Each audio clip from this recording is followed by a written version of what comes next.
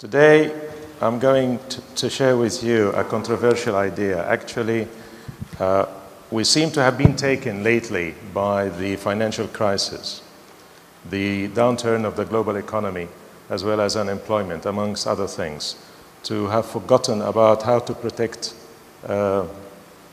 industries that, like agriculture, like energy, like infrastructure, all but cornerstone to our way of life, to our civilizations. Protecting them against changes, and not only to climate, but to bigger than climate, Earth changes actually. What I'm going to share with you could change your understanding of the past, but could also give you a different perspective about the future.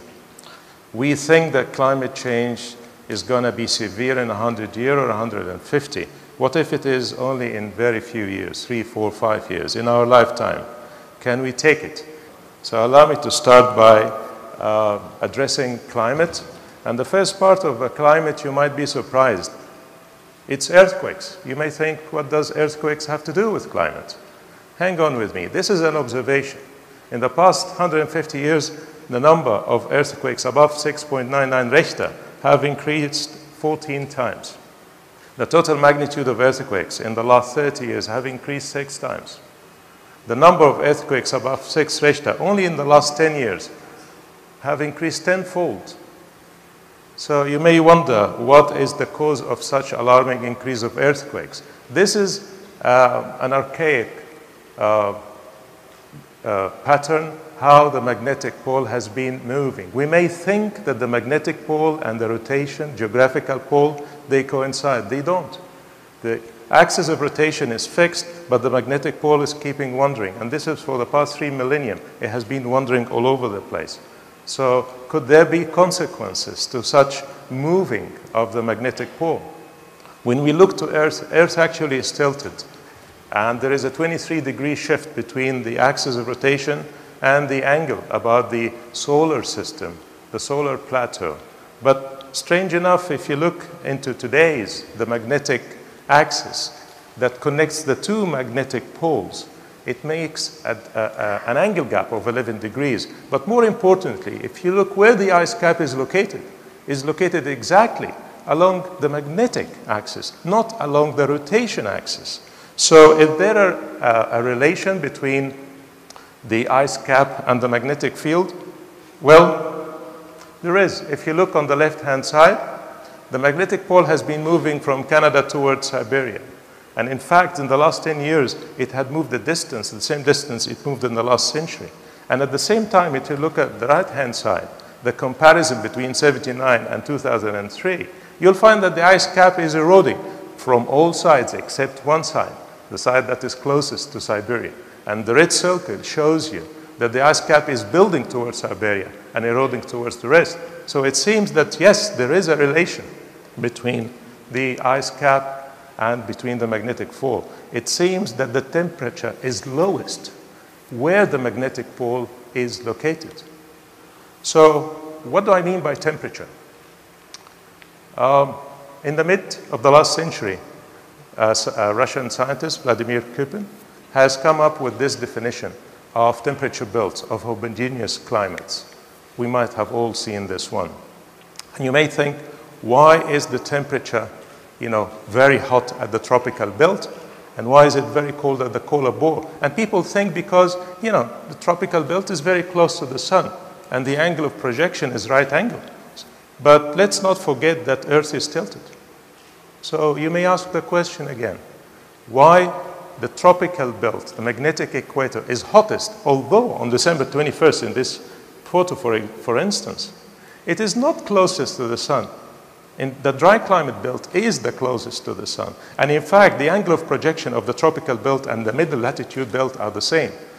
The magnetic field that surrounds the planet protects it from electrons, from protons that are emitted by the sun. The sun, of course, emits infrared, ultraviolet, radio wave, other radiations. But what happens is the magnetic field stops these charged particles, heavy particles. These particles arrive to the surface of the planet, or not to the surface, to the atmosphere, at a very high kinetic energy. They are coming at high speed. They cannot penetrate. What do? they start to move along the magnetic force lines. They start to move go and fro between the north magnetic and the south magnetic. And of course, as the speed is different, in the midpoint between the two magnetic poles, where the magnetic field is weakest, they move at a very high speed. Towards the magnetic poles, they slow down, they stop, they U-turn, and then they come back on that trip. Now, going and froing between the two magnetic poles in the thermosphere, which is a very thick layer of the atmosphere, they make accidents. They collide with nitrogen. They collide with oxygen. And this accident generates energy. And if you measure the temperature of the thermosphere, you'll find that it ranges from 500 degree plus to a 2,000 degree plus. So the question becomes, which feel hotter? The sun, with a surface temperature of 6,000 degrees, that can go up to 2 million, but it's 150 million kilometers away, or the thermosphere above our head. It's only 100 kilometers, and it ranges 2,000 degrees to 500 degrees. And you find out that the difference between the energy reaching us from the thermosphere is 1,500 times the energy coming directly from the sun. So when you go out and you walk, the heat that you feel, it's a hot day, it's not coming directly from the sun, it's coming from the thermosphere, thanks to the interaction of the magnetic field and the protons. Then if you think of it, if the umbrella above our head ranges from 500 to 2,000 degrees, and it gives us the heat, could it give us also the temperature belt that we spoke about earlier? Yes, it will give us. Where it is 2,000, gives you the tropical heat. Where it is 500, give you the polar belt. So the climate on the surface of the planet follows directly the temperature map of the thermosphere 100 kilometers above our head. Now, what happened when the magnetic field gets weaker? And in fact, it has weakened 10% in the past 150 years. And this weakening is accelerating. It has weakened, and a 5% only in the last 30 years. So the weaker the magnetic field, the happier protons are, and they will travel faster. And if they travel faster and they collide at a higher speed, they generate higher energy. And this is why we have global warming, ladies and gentlemen. So global warming, simply the magnetic field force has weakened. The protons are going forward and backward between the two magnetic poles. They collide at a higher speed and generate higher energy. But we also have a climate, I would call it exchange, not change. Why? Because the temperature belt that I spoke about earlier are tilting along. If the magnetic pole is moving from Canada towards Siberia, and this is happening, the whole of the temperature belt is tilting along. So regions or countries like North America are getting warmer, and regions or countries like Middle East are getting cooler. So this is, ladies and gentlemen, the reason of global warming and climate change. Has it been done before? Over 1,000 years ago, the University of Extremadura in Spain have found ancient texts done by the Arabs over 1,000 years ago. They speak of bitter cold in the Levant countries, Syria, Saudi, northern of Saudi, Iraq. And at that point in time, you will see that the distance of Arabia to the magnetic pole then in Siberia is the same distance as Europe to the magnetic pole in Canada. So Arabia at that point in time enjoyed a climate very much like what Europe is enjoying today. And this is a proof also that the temperature belt is moving along with the magnetic pole. Now, one more thing, that the two magnetic poles are in isolation of each other. They move freely. And in the last century, the two magnetic poles have distanced from one another like 1,900 kilometers. And this had led to a weaker magnetic field in the middle, as the magnetic field has to travel longer distance. And this has caused what is called the South Atlantic Anomaly, which is an area of very weak magnetic field and overheated temperature. Where is these magnets coming from? I spoke earlier a story of 3 magnets. If we look, we all know that Earth is bulged. Why? Because it spins quickly about its axis. So the equatorial part of it trying to run through space, and the gravity is pulling it. So it is bulged. But this bulge is also repeated in the inner layers inside the planet. And it depends on the radius, and it depends on the thickness of the material. And by simple math, we find that the outer core, which is a viscous liquid, is 3 much bulged as the crust. And you will find out that this helps to keep the planet spinning about its axis, as I will show you. Now, the inner core, scientists, they tell it's an isotope, so it keeps emitting free electrons. These free electrons swim, flow in the outer liquid, viscous outer core. But since Earth is spinning, such a move of electrons seems to be going in spiral. And of course, we know if we have a rotating electric current, we get magnetic field. So we end up by having 2 magnetic fields opposite each other, parallel to the axis of rotation, and fixed. But hang on a second. The magnetic pole is moving, as we saw before. So the magnetic field that we observe on the surface must be coming from a different source. It's not generated. It's not induced. In fact, in the heart of the planet, we have 3 magnets, 2 generated from the electric loops, and 1 is a permanent magnet. And this 1 permanent magnet is observed when you go to the Antarctic, you find the north magnetic pole. You go to the Arctic, you find the south magnetic pole. But then you find pockets of small south magnetic poles on both ends of the planets, on both caps of the planets. And this is simply, as I explained earlier, the 2 induced, 2 generated will appear as small pockets of south magnets, but there is 1 strong permanent magnet.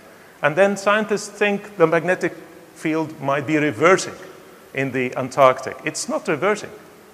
These small south magnets, or we call them plasmoids, have existed only 10,500 years ago, which means Earth was not spinning as fast then.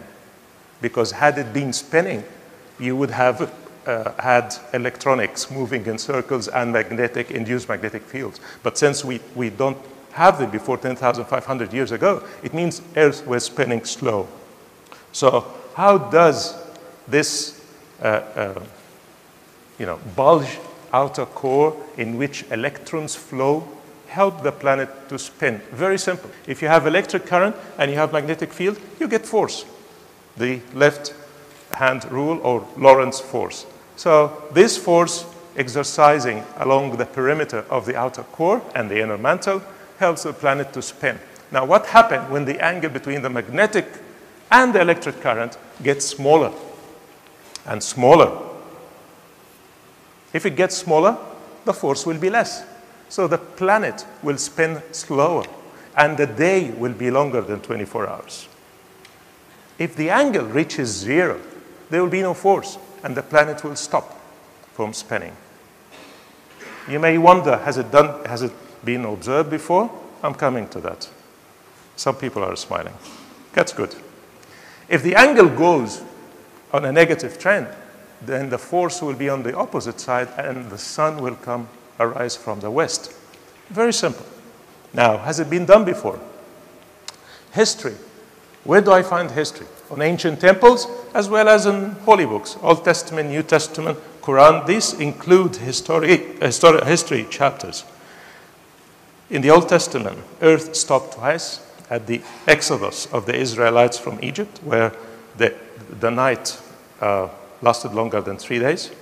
And later, when Joshua was fighting in Palestine, the sun and the moon stopped. Actually, Earth stopped, as the angle between the magnetic and the current reached 0. But what made it so? What made a magnet to tilt? It's another magnet. It's another planet. It takes a magnet to tilt a magnet. Well, this planet, has it been observed? Yes. Again, it has been observed at the night where Egypt entered into 3 nights long, as well as it has been observed by Abraham. Now, the difference between Moses and Abraham is 5,000 years. The difference between Moses and us is 3,500 years. So there seems to be a cycle of repetition. Every 3,500 years, there are changes happening above our head that is causing our magnet to tilt and accordingly Earth to enter into this dilemma. But let's go back from history and find out if the angle between the magnetic field force and the current is changed. Does it impact the number of days within the solar year? Yes. Now a solar year has 365 days. In the previous cycle, 160 days. In the previous cycle, 96 days. And this has an impact on the aging process of the human species. Human species age by the succession of day and night. They don't age by the number of solar years, thanks to the pineal gland. So, where is this planet that has a magnet that tilts our magnets coming from? If it comes every 3,500 years, and then when it comes twice in 50 years, it means it has an elliptic path. And actually, NASA is trying to find out. They have sent their wide infrared space explorer to trying to figure and to image the Oort cloud and find out about this planet. As it approaches, first thing it does, it pulls some of the magnetic field force lines, and this causes losses of these lines. That's why when you are in Paris or Rome, looking at the sky, measuring the magnetic field, you think it's weakening. It's not.